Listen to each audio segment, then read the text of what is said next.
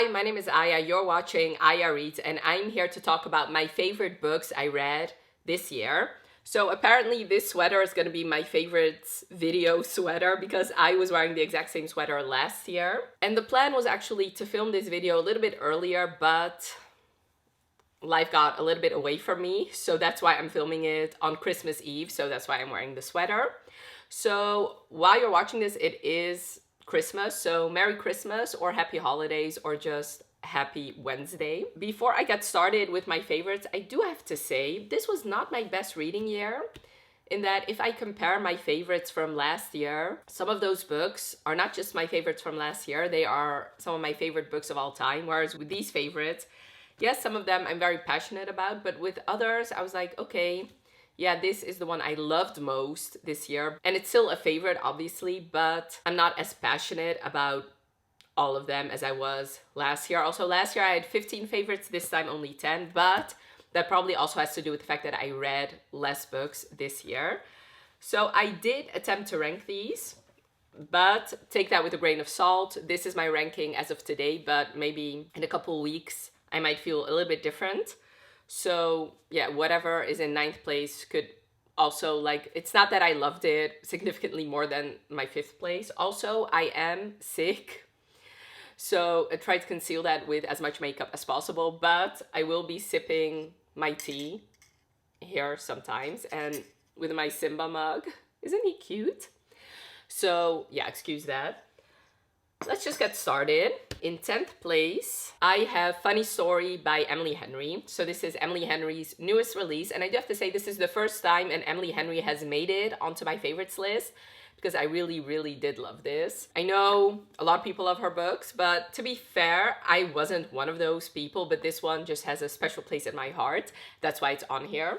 So you follow Daphne and Miles, and both of them get left by their significant other for the other one's significant other. So Daphne had a fiance named Peter. On his bachelor party, his best friend Petra confesses her feelings, so he leaves Daphne for Petra, who is Miles's girlfriend. And now Daphne has a week to get out of Peter's place. She moved to the city because of Peter, so she doesn't really have anywhere else to go. So she contacts Miles to see if they can be roommates for a while.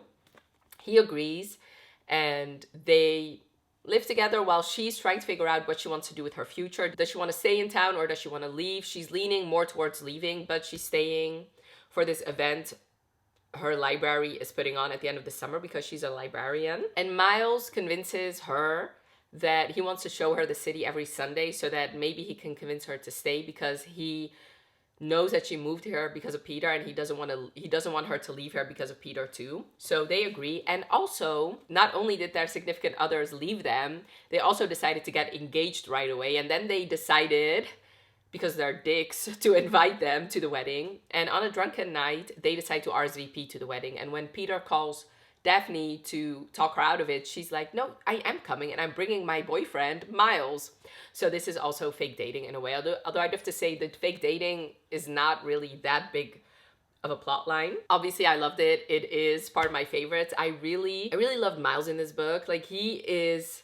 So I love how Emily juxtaposed Miles with Peter. So she describes Peter to be, you know, once you look at him, you will find him attractive because he's objectively attractive. Whereas Miles is not that he's unattractive, but he's not like the typical attractive guy, which I like that. Not every guy is like the most attractive person on earth, nor do I want to be with somebody who's like that, especially since there's so much more substance to Miles than there is to Peter. I also loved Daphne. I thought she was a great main character, and I also liked seeing her growth in here. I know that Emily Henry books tend to straddle the lines of romance and women's fiction, and yes, although obviously this classifies as a romance in my opinion, I like how in this book she really comes out of her shell, that she starts to make friends, because she didn't really, like, the breakup with Peter made her realize how little friends she had in town, whereas she did have nice co-workers that could have been her friends. So she's getting closer to her co-workers too,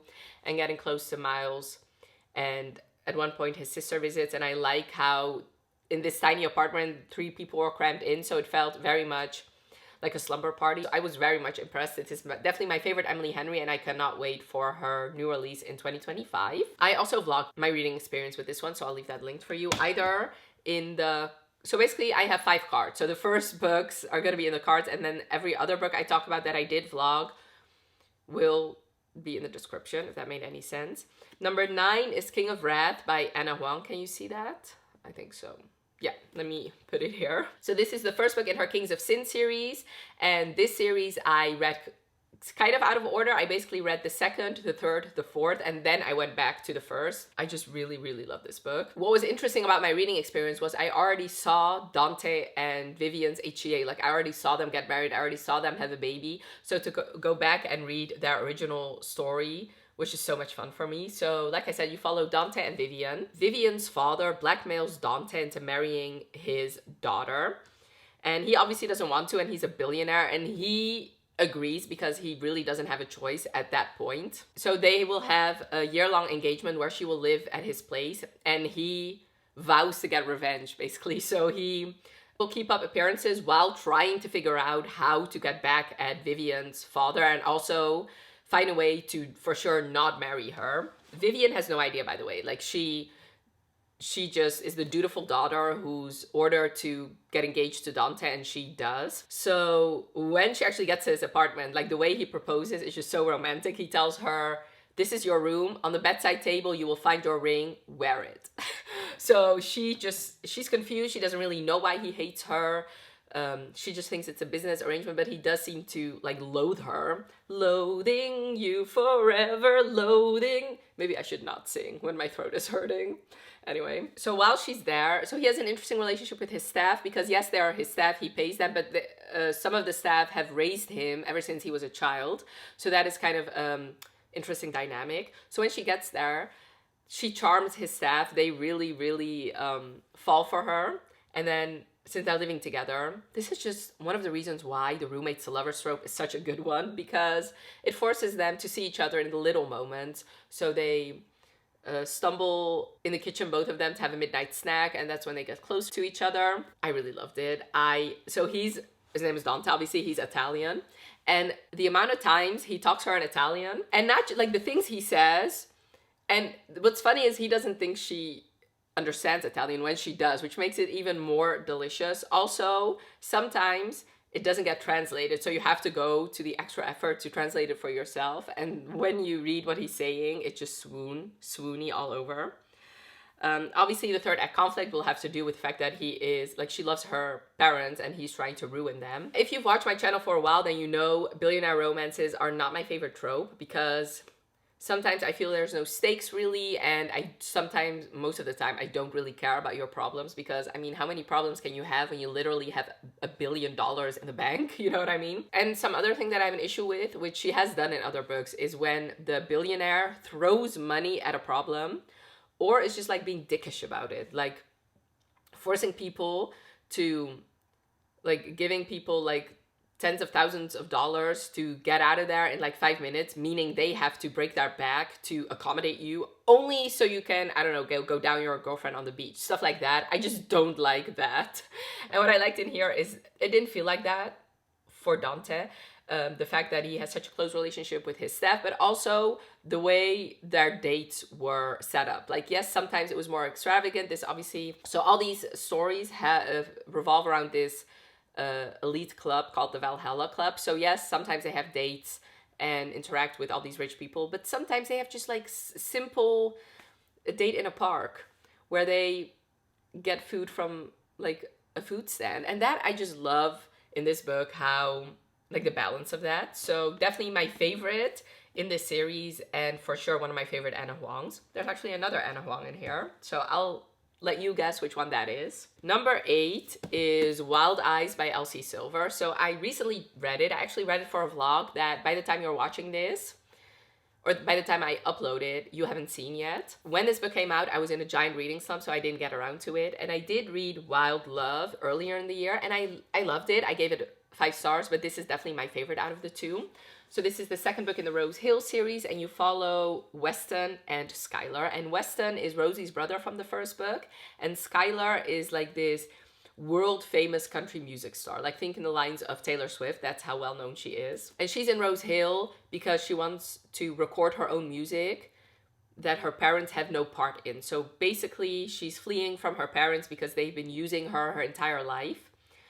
And she has recently been getting some negative news where she's getting like anxiety attacks, where like think in the lines of like Britney Spears back in the day, stuff like not as bad but similar. So she just wants to run away from Hollywood. And of course, in the last book, we've read that Cora really wanted to work with Skylar, and she's more than happy to oblige. So when she gets there, she runs into Weston, who is trying to talk her out of getting close to a grizzly bear. She's obviously never seen a bear before, and she thinks he's so cute, like, or the bear is so cute, so she's trying to take pictures with it, and he is kind of being rude, but also saving her life by trying to get her to get the fuck away from there. So that's an interesting meet cute. And when she gets to Rose Hill Records, Ford and Rosie tell her that the cottages that were supposed to be built alongside the studio have not finished yet, so she can stay at the bunkhouse that Rosie stayed in the first book, and that obviously is owned by Weston. She has this loudmouth parrot who plays a part in this book that I adored, and he is a single dad. And he used to be this like wild child who would get into fights all the time, but now he's also like training horses. So he's just basically training his horses, taking care of his kids. And his kids, Emmy and Oliver, are just so adorable. I love their distinct personalities in this book. I thought they were scene stealers. I really love them. And Skylar gets really close to both his kids and, of course, to Weston. And watching Weston with his kids really solidifies for her what a shitty dad she has. He has a good relationship with his ex, so the kids basically stay at his place 1 week and at his ex's place for 1 week, and during those weeks where they're alone, obviously things happen. Elsie Silver just proves once again that she's definitely one of my favorite authors. I just love the way she writes her romances. I love the way she writes her men. I like how, I don't know, it just feels authentic to me when her heroes get a little bit dominant in the bedroom. Like, sometimes you're like, that made no sense whatsoever. In her books, I feel like it is authentic. Another thing I have issues with in books alongside, like, aside from billionaires, is famous people.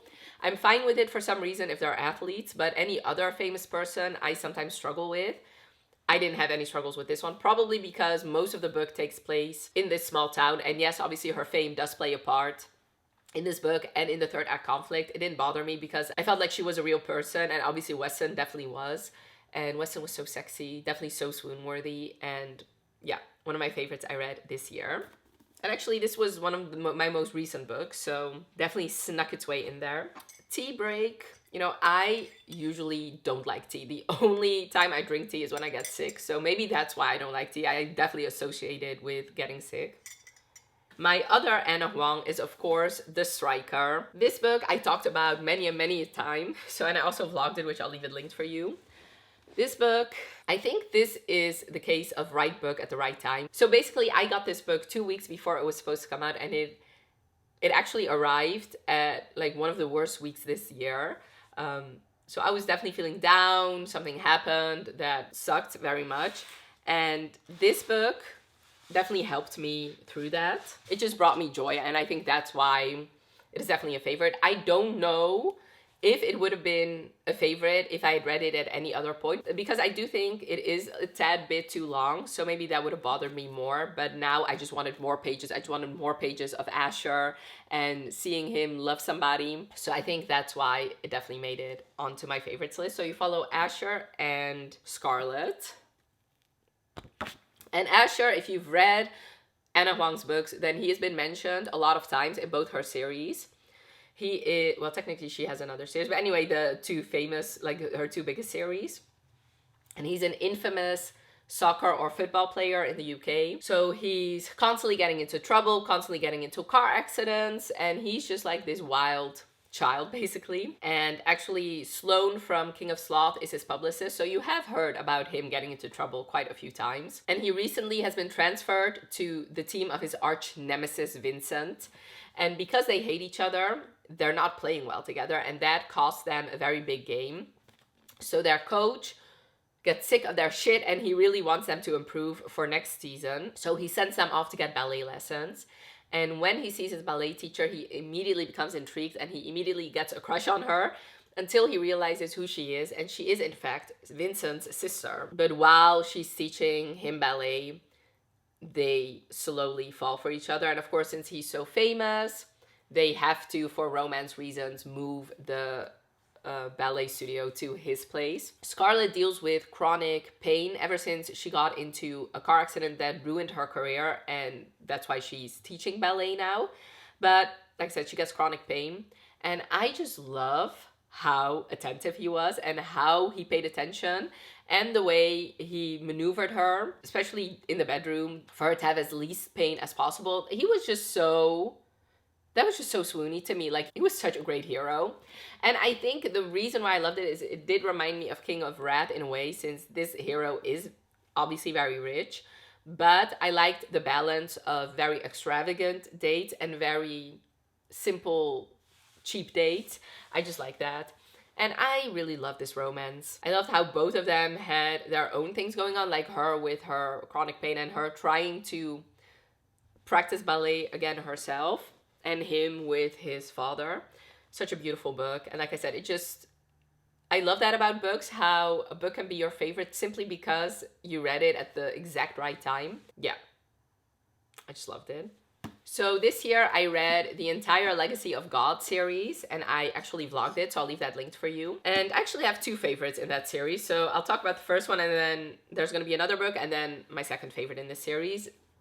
I loved almost every single book, but these two definitely stood out to me. The first one is God of Wrath by Rena Kent. Obviously, this is the third book in the Legacy of God series, and before I got into it, I was a bit apprehensive because yes, some people absolutely loved it, but then I know some people didn't like it, and one person I really trust is Jen over at the Book Refuge, and she didn't like it. And obviously in the past, I have loved some books that she hasn't loved, but since she really seemed to take issue with it, I just hesitantly went in. I just kind of assumed that I was not gonna love it, but it pleasantly surprised me. I absolutely fell in love with this book.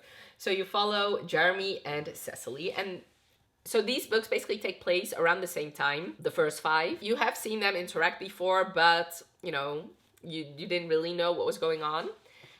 Cecily has a big unrequited crush on Landon, and his book is the next one. The 4th one. He has basically been using her to do things for him, and one of the things he wants her to do is infiltrate the Kingsview College, basically their fright night, I guess. I forget what that night is called. When she does that, she gets taken out by Jeremy, and she thinks he will actually kill her.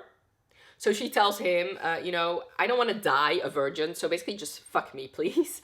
So I don't know if he does. I'm thinking I might get my, no, I think that happens then, if I'm correct. Anyway, she also knows Landon has a primal play kink. So she goes on this kink website that she knows that he frequents too. You can state your kink and also specify the guys or girls you're interested in. So she basically specifies everything so that the only real person that she would be matched with is Landon. So she basically picks his exact same age, his exact height, his exact hair color, everything that she knows about Landon she inserts. But then when she gets to the woods where she's gonna have her primal play kink, and why is that such a difficult word? She gets taken by not Landon, but Jeremy, who has infiltrated this website and made it so that she would be matched with him. And then eventually when she tells Landon, he thinks this is a golden opportunity because obviously Jeremy is one of the leaders of the Heathens. So he wants her to continue what she's doing so that she can be his little spy. But of course, they fall in love. They go into this house that he has, this secluded house where they try all sorts of sex things. And also what I love, why I think I relate to this book, is she is obsessed with manga.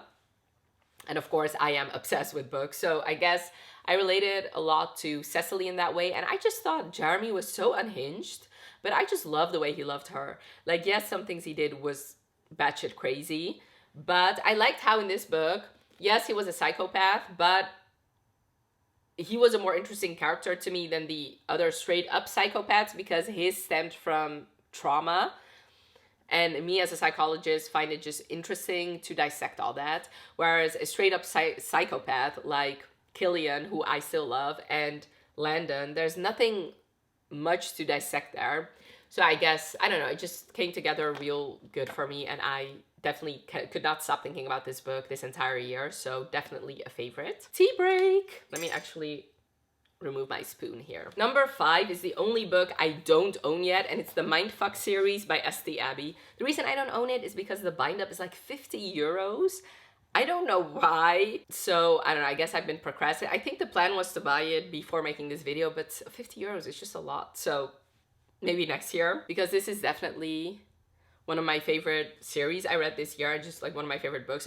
Obviously I'm talking about the whole series here. I just see it since it's a series of 5 novellas, each around 100 pages, like a little bit over 100 pages. I believe the bind-up is 600 pages, around 600 pages. So it classifies as a single book. And also, since I read like the second, third, fourth, and fifth one back to back, to me it's like just one contained story. So the Mindfuck series is a romance series, but you follow a serial killer named Lana and her romance with an FBI agent, Logan, who's on her case. So basically, she has this list of all these men, and she is going through them one by one and brutally torturing them and killing them. And throughout the series, you find out why, like what these men did to her and why they definitely deserve everything that happened to them. So one day she's just in a coffee shop, and she gets this flirty banter with this guy, and then she finds out that he works for the FBI and that he's actually the agent on her case. Throughout these 5 books, you watch her get her revenge, you find out the awful things that happened to her in the past, and you watch her fall in love with Logan and him falling in love with her. I just really love this series. I vlogged it. So I vlogged the first book in, like, the first vlog I did this year, which I also read another book, 2 other books that are on my favorites list. So actually, I read a lot of my favorites in the first, like, week of the year. So that was a good vlog, which makes sense because that vlog was reading BookTube's, like, most recommended books ever. What was I saying? I interrupted myself. Yeah, and then the last 4 I read for my series vlog, that I also read King of Wrath in, so check that out. I really loved Lana. I thought she was such an interesting character. Even though what she was doing was horrible and horrifying, I agreed with everything she was doing. Like, these books consumed me while I was reading it. Like, I dreamed about them, which I tend to never really remember my dreams, but this book took over my life at one point. I breathed, ate, dreamt about this book, basically. I actually also talked about it with my coworkers, which I tend to not really talk about books in my real life because I talk about it so much here on my BookTube channel, and not everybody that I know that reads the same books that I do. So there was a chunk in this year where all I was thinking about was this book, and even after I finished the series, there were a couple months after where I thought about this series frequently. I still don't know why this is not a TV show. This could be such a action-packed, amazing TV show. I loved Lana, but I also really loved Logan too. I thought he was so sexy, and I love the way he loved her. And I loved how in this book, the characters question their morals, but it also makes you question your morals too. So definitely really love this. I know now why it's such a popular series. I know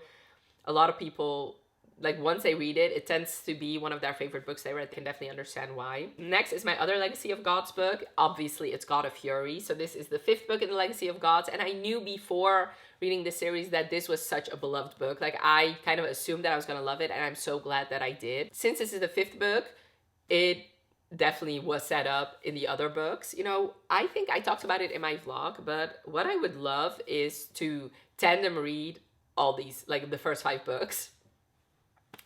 I think, like, I would almost pay somebody, because I really want to read it in order and read every chapter, and then read this entire series. So, but I don't think that's even possible. Moving on, you follow Brandon and Nikolai. Nikolai always, like, has known almost his entire life that he's bisexual. And Brandon always thought he was straight, but, like, it wasn't just that he was straight. It was, like, he just thought that he was kind of asexual based on a significant trauma that happened in his past, which there are trigger warnings, and I knew about what happened before reading it. In the earlier books, you already saw Nikolai kind of poking at Brandon and Brandon shutting him down every single time. And Nikolai is just very intrigued by Brandon. He is this prim and proper posh boy, whereas Nikolai is just a ball of chaos. Nikolai makes Brandon uncomfortable, and he just doesn't really want to him look at himself and his deepest desires, and he doesn't want to do that. He just wants to live his life and not really think a whole lot about the past or his sexuality.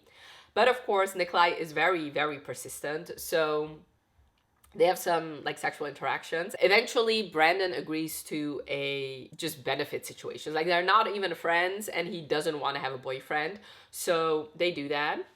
But of course, feelings happen. Eventually, both of them, but especially Brandon, has to face what happened in his past. And this was just so beautiful. Like, I love their romance. I thought they were so good together. And while on the surface, you think these two might not work together, I love how in the end they definitely do. I read obviously Brandon's brother's book before, so God of Ruin, which actually, let me grab that one. This was definitely not my favorite, but this, since Brandon and Landon are twin brothers, this is them. Moving on. So I read God of Ruin, and I didn't really like it because I had issues with Landon in this book. And I loved how in this book, I didn't just love Bran's scenes with Nico, I also really loved Bran's scenes with Lan. So Bran and Lan are twins, obviously, but they have this tea break. But they have this complicated relationship, and I like how in this book they talk about that and how eventually Bran does realize how much Lan loves him. And I like how eventually Nico and Lan work together to get revenge for Bran, and I thought that was beautiful. So definitely one of my favorite books I read this year, one of my favorite books of all time. Number 3 is one that kind of snuck up on me. So I read this one for my first vlog of the year, and when I first finished it, I gave it 4.5 stars and not 5 stars. But over the weeks, this book just wouldn't let me go. So I moved it to a 5 stars. And over the months, I find myself thinking about this book, and especially Alex Waters, on a weekly basis. So that's why it's here, and that's why it's so high up on this list. If you had told me this was going to be one of my favorites of the year, not just my one of my favorites, it was going to be in third position, I would not have believed you. And it's Pucked by Helena Hunting. I fucking love this book. Like, this is such a good book. So you follow Alex and Violet, and Violet's stepbrother is a professional hockey player, and she used to date one, and she doesn't really have a good relationship with hockey players. Like, she doesn't want to date one. She thinks they're all shallow and dumb. But one day her mom convinces her to go to one of her stepbrother's games, and since she does have a good relationship with him, she goes, and she sees his new team captain, who she finds attractive right away.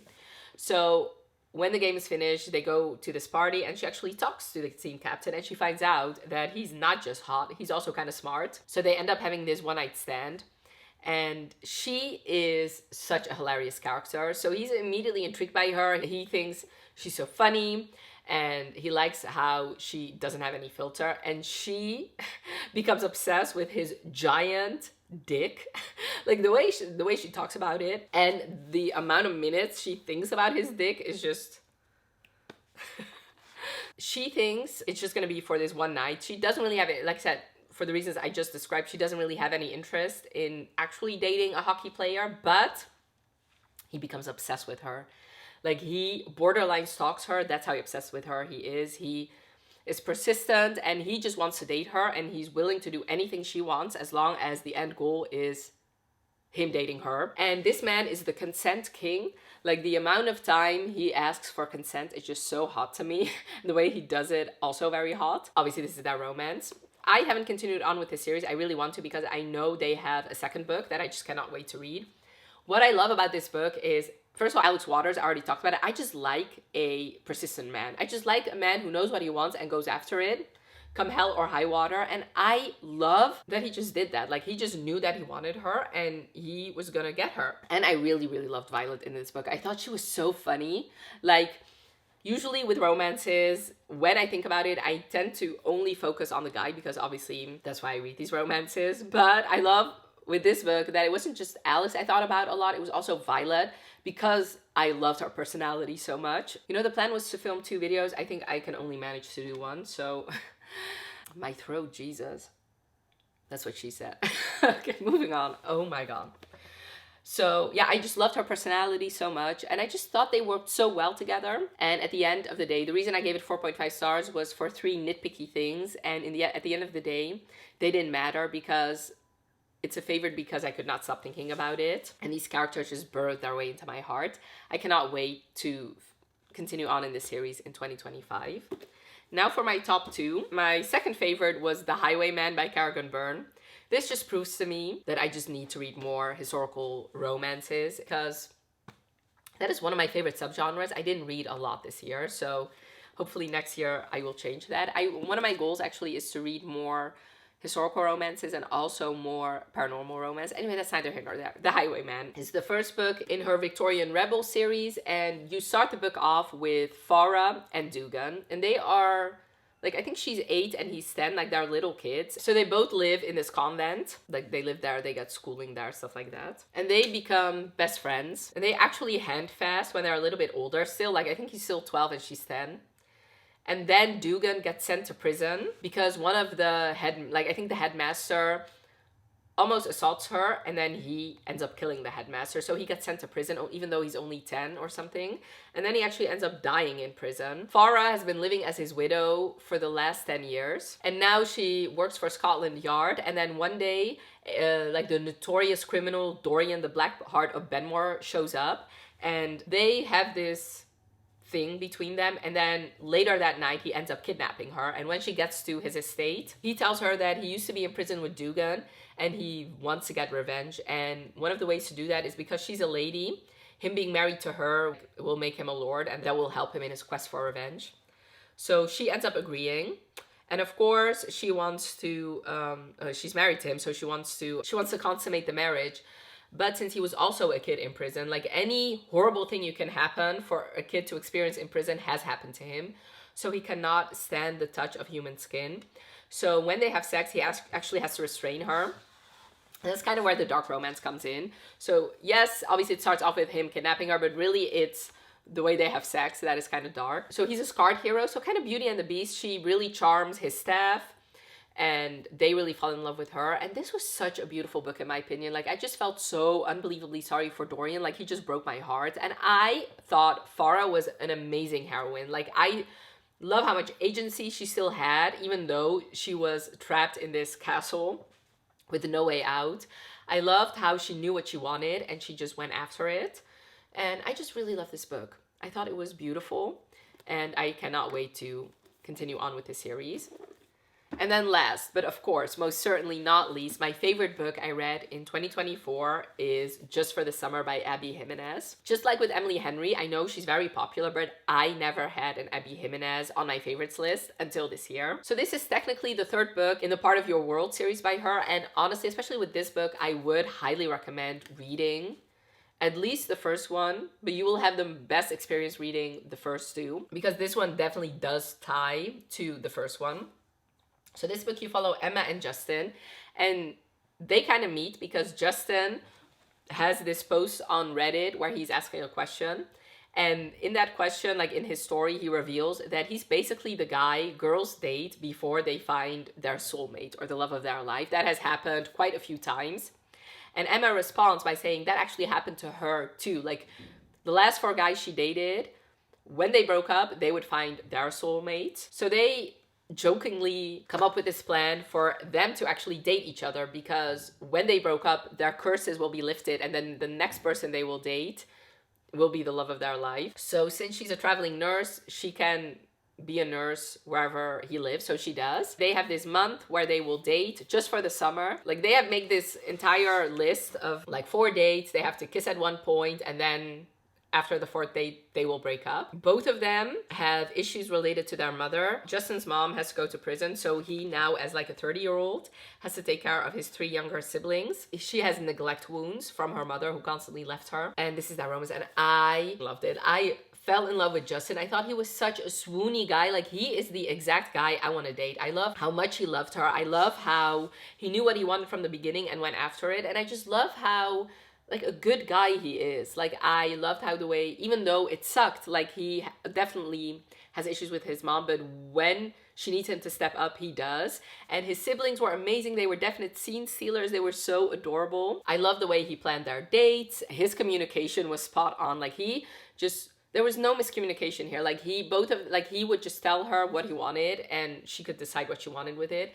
And Emma broke my heart. Like I felt so sorry for her. And yes, this had a third act breakup that was pretty long, but I felt like it was necessary for her to heal and for me to believe in their HEA. I love the way she tried. Like she knew she probably couldn't make him happy, but when he asks her if they can take a real shot at it, she at least tries that. So I just really loved it. It was beautiful. And once again, first of all, I think I could recommend this book across the board, but also I have not stopped thinking about this book ever since I read it, which I believe I read it right when it came out, so in April. It was beautiful. So I've only read the first two in the Part of Your World series, and as much as I love them, there was always something that was off that made me give it 4 stars instead of 5, whereas this one had everything I loved and everything I wanted. So that's why it's not only a 5-star, it's my favorite book I read this year. So these 9 plus the Mindfuck series were my favorite books I read this year. Definitely let me know in the comments below what your favorite book was that you read this year. And if you're down there, leave me either a Christmas tree emoji for the fact that it's Christmas or a sun emoji for my favorite book I read this year. And I really hope you enjoyed this video. Definitely let me know by leaving a like if you did. And thank you so much for watching. Have a wonderful rest of your day and I'll talk to you later. Bye.